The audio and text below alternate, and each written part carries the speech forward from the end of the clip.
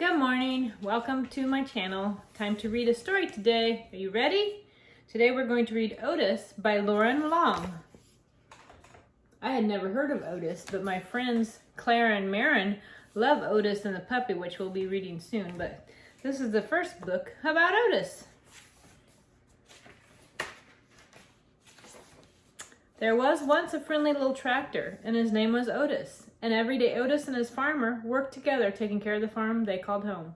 Otis liked to work. Well, hello, May May. Yeah. Lexi May May might join us. Yeah. But after working hard all day, Otis was ready to unwind and play. He would ride the rolling hills and skirt mud pond down by the corn. He would leapfrog bales of hay and explode through the haystacks. Look at him. He's out having a great time. Hi, Lexi. Yeah. On occasion, he would chase a rabbit or play Ring Around the Rosie with the ducks to the sound of his steady puff, puff, puff, puff, chuff. And sometimes at the end of the day, he would just sit under the apple tree and watch the farm below. Every night, tired but happy, Otis would puff, puff, puff into the little stall in the barn that was all his. There he is. And there's his home. There he is going home. Looks like a nice home. One night when Otis was fast asleep, the farmer brought a beautiful baby calf into the barn. The calf bawled and bawled for her mother, but when the sleepy sound of the soft puff, puff, puff to chuff came from the next stall, the scared little calf stopped bawling and drifted off to sleep. Huh? It's next to Otis. Yeah. Hi. Hi, Lexi. From that day on, the calf started following the little tractor wherever he went. Puff, puff, puffity chuff. She followed him right over the rolling hills and down by the mud pond, and she was right behind him, leapfrogging the bales of hay. And the calf made their games of Ring Around the Rosie all the better. Look at them play. Look at that big Ring Around the Rosie. It looks like almost like the letter Q. Sometimes at the end of the day, the two of them would just sit under the apple tree and watch the farm below. Otis loved his little calf, and the little calf loved Otis. Ah, look at the friends under the apple tree. Do you want to see pictures of Otis? Yeah. Then one day the farmer surprised everyone with a brand new yellow tractor. Time to move out, Otis, said the farmer, and he took Otis out of his little stall in the barn that was all his and parked him out behind the barn. And then he backed the big yellow tractor into the stall next to the little calf. Aw, poor Otis, look how sad he is. That big yellow tractor. Poor Otis. But the little calf didn't like the big yellow tractor. He had a deep rumbling snore that shook the stall when he slept.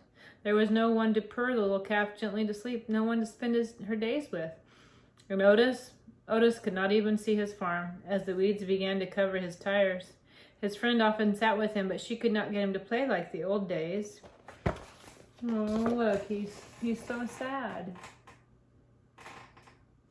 Poor Otis.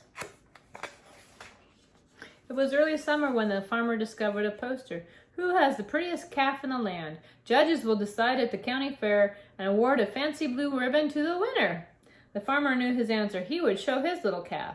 But on the morning of the fair, the little calf was nowhere to be found, and she'd wandered down to the mud pond by the cornfield to cool off.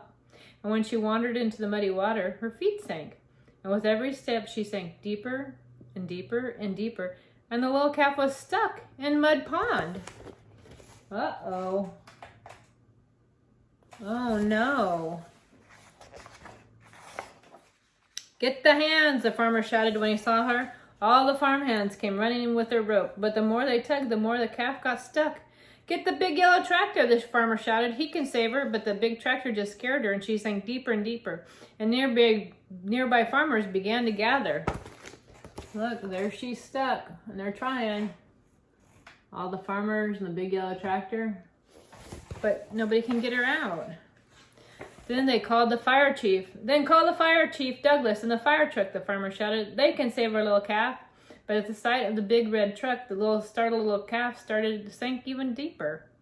The farmer was fit to be tied. If the farmhands and big tractor and even Fire Chief Douglas and his truck couldn't save her, who could? Goodness, look at all the people coming around trying to save her. Look how deep she is. Just her little head's out.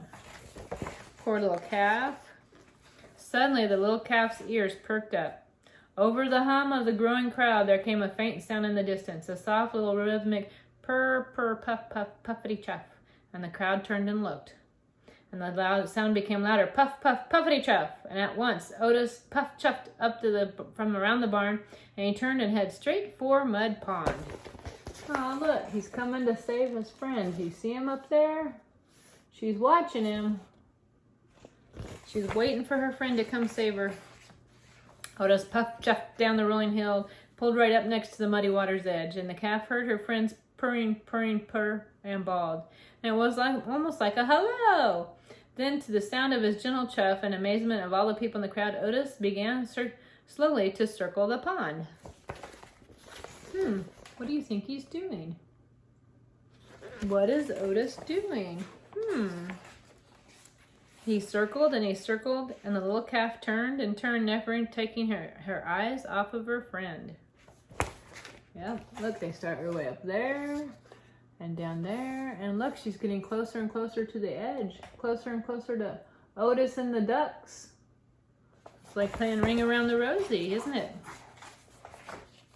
With each ring Otis made around Mud Pond, the muddy grip loosened until the calf was able to stumble out of the pond on her own, and the two friends found each other again. Yay! He saved her. Yay, Otis! Friends!